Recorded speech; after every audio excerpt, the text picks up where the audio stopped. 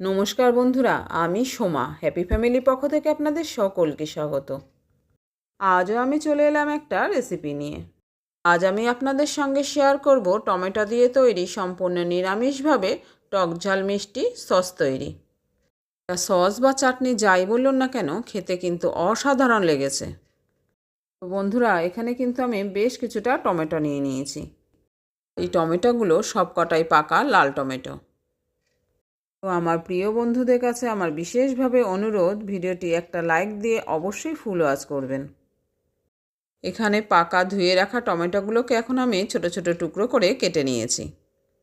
এই যে দেখুন বন্ধুরা, টমেটোগুলোকে আমি পাতলা পাতলা পিস করে কেটে নিয়েছি। এদিকে ওভেনে আমি একটা কড়াই বসিয়ে দিয়েছি।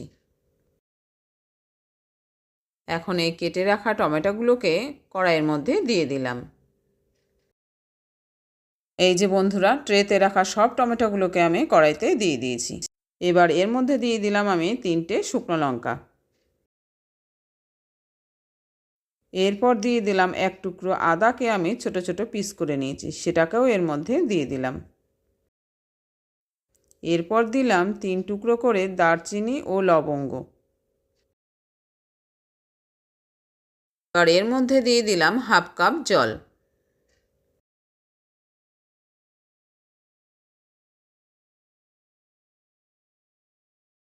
এবার আমি কড়াইয়ের ঢাকাটাকে চাপা দিয়ে দিলাম 15 মিনিটের জন্য, আর গ্যাসের ফ্লেমটাকে হাই করে দিলাম। ঠিক 15 মিনিট পর কড়াইয়ের ঢাকাটাকে আমি খুলে নিলাম। টমেটো থেকে অনেকটাই জল বেরিয়েছে।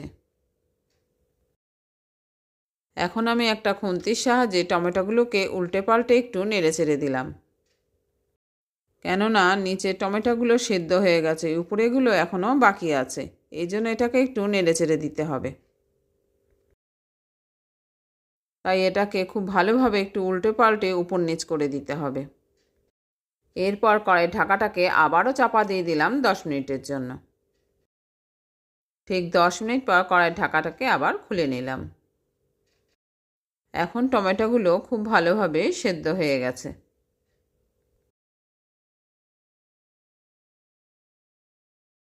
এবার আমি গ্যাস ওভেনটাকে অফ করে দিলাম। এখন এটাকে পুরোপুরি ঠান্ডা করে নিতে হবে। তো বন্ধুরা, ফিরে আসছি 1 ঘন্টা পর। 1 ঘন্টায় এটা পুরোপুরি ঠান্ডা হয়ে যাবে। বন্ধুরা, এখানে আমি একটা ঝুড়ি চাপা দিয়ে গেছিলাম তাড়াতাড়ি ঠান্ডা হওয়ার জন্য। আর এই 1 ঘন্টায় আমি বেশ কয়েকবার এটাকে খুলে নেড়ে চেড়ে দিয়েছি। এতে করে এটা খুব তাড়াতাড়ি ঠান্ডা হয়ে গেছে। এখানে আমি একটা বড় সাইজের মিক্সি জার নিয়েছি। এখন এই ঠান্ডা করে রাখা টমেটোগুলোকে আমি অল্প অল্প করে মিক্সি জারে দিয়ে ব্লেন্ড করে নেব। এই যে বন্ধুরা, কিছুটা টমেটোকে আমি এই মিক্সি জারে দিয়ে দিয়েছি। এখন এটাকে খুব ভালোভাবে একটা পেস্ট করে নিতে হবে। বন্ধুরা, পেস্টটি আমার রেডি হয়ে গেছে। এখন এটাকে আমি অন্য একটা পাত্রে ঢেলে নিলাম। এই পেস্টটিকে অন্য পাত্রে ঢেলে নিয়ে আমি বাকি টমেটোগুলোকেও পেস্ট করে নেব। এই যে দেখুন বন্ধুরা, বাকি টমেটোটাকেও আমার পেস্ট করা হয়ে গেছে। এখন একটা স্ট্রেনার দিয়ে এটাকে আমি ছেঁকে নেব। তো এখানে আমি সিদ্ধ করা টমেটো কড়াইটাকে আমি ধুয়ে নিয়ে এসেছি, আর নিয়ে নিয়েছি একটা স্ট্রেনার। এখন অল্প অল্প করে টমেটো পেস্টটিকে নিয়ে আমি স্ট্রেনারের সাহায্যে ছেঁকে নেব, কেননা টমেটোর মধ্যে অনেক বীজ থাকে, আর থাকে টমেটোর পাতলা খোসা। এটাকে ছেঁকে নিলে এটা খেতেও খুব সুন্দর লাগে। না ছাকা হয় তাহলে বীজ ও খোসা বারে বারে মুখে পড়বে, তখন খেতেও একটুও ভালো লাগবে না। এই যে দেখুন বন্ধুরা, আমি অল্প অল্প করে টমেটো পেস্টটিকে স্ট্রেনারে দিয়ে দিয়েছি, আর একটা খুন্তির সাহায্যে এটাকে ভালো করে নেড়ে চেড়ে চেপে চেপে এর পাল্পটাকে বের করে নিচ্ছি, ঠিক এইভাবে। এই যে পুরোটাই আমার ছাকা হয়ে গেছে, আর কতটা নোংরা বেরিয়েছে। এগুলো খাওয়ার সময় মুখে পড়লে বড্ড বিরক্তিকর। এখন সামান্য জল দিয়ে মিক্সি জারটাকে ধুয়ে অল্প পরিমাণে এটার মধ্যে দিয়ে দিলাম। এবার আস্তে আস্তে নেড়ে চেড়ে নিলে এটার মধ্যে যেটুকু ছিল সেটাও বেরিয়ে যাবে। এই যে দেখুন বন্ধুরা, যেটুকু ছিল বেরিয়ে গেছে, আর ছিবড়েটুকু পড়ে আছে। এটুকু আমার লাগবে না, এটাকে ফেলে দেব। আর জলও রয়ে গেছে একটু। আর এদিকে আমি নিয়ে নিয়েছি কর্নফ্লাওয়ার। এখান থেকে 3 চামচ মতো কর্নফ্লাওয়ার আমি একটা বাটিতে ঢেলে নিলাম। এখন এটাকে 4 থেকে 5 চামচ ভিনেগার দিয়ে গুলে নিতে হবে।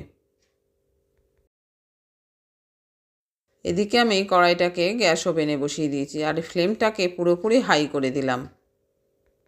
এখন এটাকে খুব ভালোভাবে ফুটিয়ে নিতে হবে। এখানে বেশ কিছুটা সময় নিয়ে কড়াইটাকে সমানে নেড়ে যেতে হবে। টমেটোর পেস্টটি ফুটতে শুরু করলেই এখন আমি দিয়ে দিলাম পরিমাণ মতো লবণ। এরপর দিয়ে দিলাম পরিমাণ মতো হলুদ। লবণ ও হলুদ দেওয়ার পর এখন আমি দিয়ে দিলাম আমার এই ছোট্ট মশলা চামচের 1.5 চামচ লাল লঙ্কার গুঁড়ো। এখন লবণ, হলুদ ও লঙ্কার গুঁড়ো দেওয়ার পর এবার দিয়ে দিলাম আমি পরিমাণ মতো চিনি। এখানে আমি ছোটো বাটির 1 বাটি চিনি দিলাম।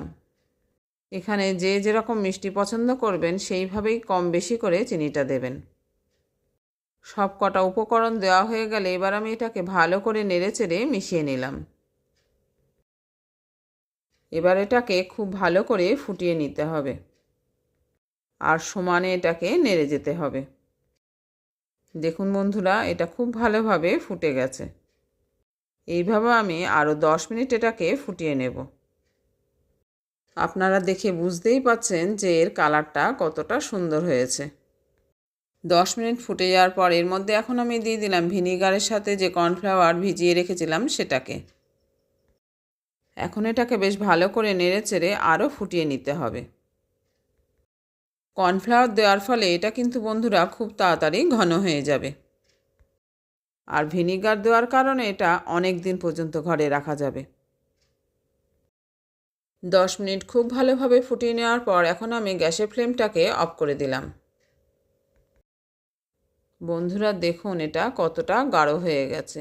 ঠান্ডা হলে আরও গাঢ় হয়ে যাবে। এখন আবারও এটাকে আমি একটা ঝুড়ি চাপা দিয়ে রেখে যাব আর মাঝে মাঝে সেটাকে একটু নেড়েচেড়ে দেব, তাহলে খুব তাড়াতাড়ি এটা ঠান্ডা হয়ে যাবে। আর যতক্ষণে এটা ঠান্ডা হবে এর মধ্যে যারা যারা লাইক দিতে ভুলে গেছেন তারা কিন্তু অবশ্যই মনে করে একটা লাইক দিয়ে দেবেন। শুধুমাত্র আপনিই পারেন বন্ধু আমার ভিডিওটিতে একটা লাইক দিয়ে ভিডিওটি আরও 5 জনের কাছে পৌঁছে দিতে। তো দেখুন বন্ধুরা, এটা গরম অবস্থায় যতটা পাতলা ছিল ঠান্ডা হয়ে যাওয়ার পর কিন্তু এটা অনেকটাই গাঢ় হয়ে গেছে। এখন এটাকে একটা কাচের বয়ামে ভরে ফ্রিজে রেখে 1 বছর সংরক্ষণ করে রাখা যাবে। এই যে আমি এখানে একটা কাঁচের জার নিয়ে নিয়েছি আর এই জারটা খুব ভালোভাবে পরিষ্কার করে ধুয়ে শুকনো আছে। এখন আমি এই টমেটো তৈরি সসটাকে এই কাঁচের জারের মধ্যে ভরে নেব। আর এই সসটাকে কিন্তু বন্ধুরা কোনো ভিজে জারে বা বয়ামে রাখা যাবে না, পুরোপুরি শুকনো করে নিতে হবে। এখন আমি একটা বড় চামচের সাহায্যে এটাকে আমি জারের মধ্যে ভরে নিলাম।